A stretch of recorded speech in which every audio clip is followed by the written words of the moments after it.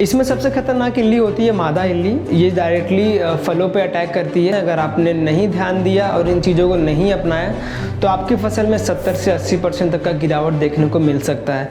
नमस्कार, स्वागत है आप सभी का भारत एग्री के हिंदी यूट्यूब चैनल पे। आज के इस वीडियो में बात करने वाले हैं चने की फसल में लगने वाले फल छेदक इल्ली कीट के बारे में। तो इससे कुछ नियंत्रण के उपाय के बारे में आपको बताने वाले हैं। कुछ ऐसे उर्वरक, कुछ ऐसे फर्टिलाइजर जिनका इस्तेमाल करके आप इस कीट से नियंत्रण पा सकते हैं। कुछ घरेलू उपाय भी हैं जिन्हें आप इस्तेमाल कर सकते हैं। तो अगर आपने चने की खेती की होगी और आपकी चने की फसल काफ़ी अच्छी आपको दिख रही होगी, बट ये कीट जो है फसल के बढ़वार के टाइम पे आती है जब आपके चने की फसल में फल लग जाते हैं। इसमें क्या होता है, ये कीट जब आपको लगता है तो बहुत सारे किसान भाई इसका पता नहीं कर पाते हैं और समय रहते अगर आप नियंत्रण नहीं कर पाते हैं तो ये आपके जो फल वगैरह लगे होते हैं, फूल के साथ साथ सबको ये चपेट में ले लेता है।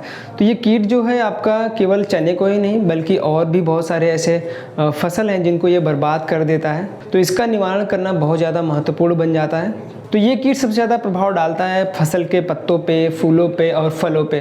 तो मेन चीज़ आपका क्या रहता है कि अगर आपके फसल में फूल ही अच्छी नहीं आएंगे तो फल अच्छे नहीं आएंगे।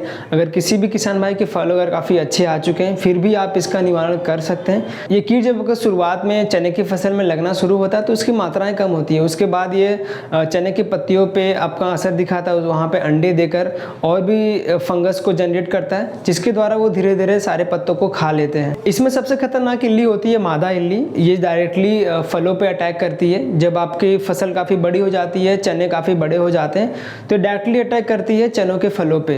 तो ये धीरे धीरे उसके कवर को काट के उसका अपना मुंह जो है अंदर घुसेड़ देती है। उसके अंदर के जो सारे चने होते हैं उसको खा जाती है धीरे धीरे, आपको पता भी नहीं चलता। जब आप इसकी हार्वेस्टिंग करेंगे, जब कटाई करेंगे, उस समय आप जब देखेंगे तो इसमें आपको केवल उसकी कवर ही मिलेंगे, चने उसमें से नहीं रहते हैं। तो ऐसे फसलों में काफ़ी ज़्यादा गिरावट आ सकती है। तो इसकी रोकथाम के लिए कुछ जैविक तरीके हैं, कुछ रासायनिक तरीके हैं जिन्हें आप अपना के इस कीट के द्वारा नियंत्रण पा सकते हैं। तो समय रहते अगर आप इसका निवारण कर लिए तो अच्छा है, आप अच्छी खासी फसल अपनी बना सकते हैं। अगर आपने नहीं ध्यान दिया और इन चीज़ों को नहीं अपनाया तो आपकी फसल में 70 से 80% तक का गिरावट देखने को मिल सकता है।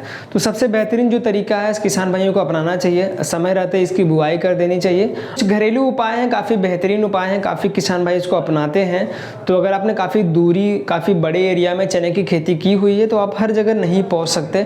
तो आप एक काम कर सकते हैं कि आप जगह जगह पे जाके आप एक टी आकार की लकड़ी वहाँ पे लगा सकते हैं। काफ़ी बांस वगैरह का फल्ली वगैरह काट के आप वहाँ पे गाड़ सकते हैं, ताकि अगर आपने टी आकार की वहाँ पे फल्ली लगा दी है तो वहाँ पे आके जो पंछियाँ वगैरह बैठेंगी तो आसानी से इन कीटों को खा जाती हैं। तो ये एक सबसे आसान तरीका है जो कि बहुत सारे किसान भाई अपनाते हैं। इसमें इसके माध्यम से आप 100% निवारण तो नहीं पा सकते, बस कुछ बचाव आप कर सकते हैं। तो अब इसमें कुछ रासायनिक दवाओं के बारे में बात कर लेते हैं। सबसे पहले इसमें न्यूक्लियर पॉलीहाइड्रोसिस वायरस 100 से 200 ग्राम प्रति 200 लीटर पानी में अच्छी तरीके से घोलकर इसका छिड़काव कर सकते हैं। उसके साथ साथ आप बेसिलस थ्यूरिजिनोसिस 2.5% एसी 400 से 500 ग्राम प्रति 200 लीटर पानी में अच्छे तरीके से घोलकर इसका छिड़काव कर सकते हैं। इसके साथ साथ अगर आपने 1 एकड़ में अपनी चने की खेती की है तो आप नीम के तेल का इस्तेमाल कर सकते हैं। 300 ppm 1 लीटर प्रति एकड़ 200 लीटर पानी में अच्छे तरीके से घोलकर आप छिड़काव कर सकते हैं। इसके साथ साथ 3 दवाएं और हैं जिनको अलग अलग मात्रा में लेकर आप छिड़काव कर सकते हैं, जिसमें पहला है आपका फ्लूबिडियमाइस 20% WG 100 ग्राम या नोवालुरान 10% AC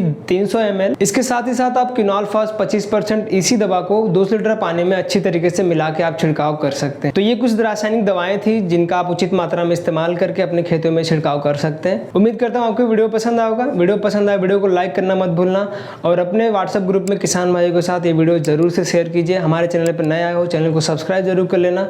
मिलते हैं आपको नेक्स्ट वीडियो में, तब तक के लिए धन्यवाद।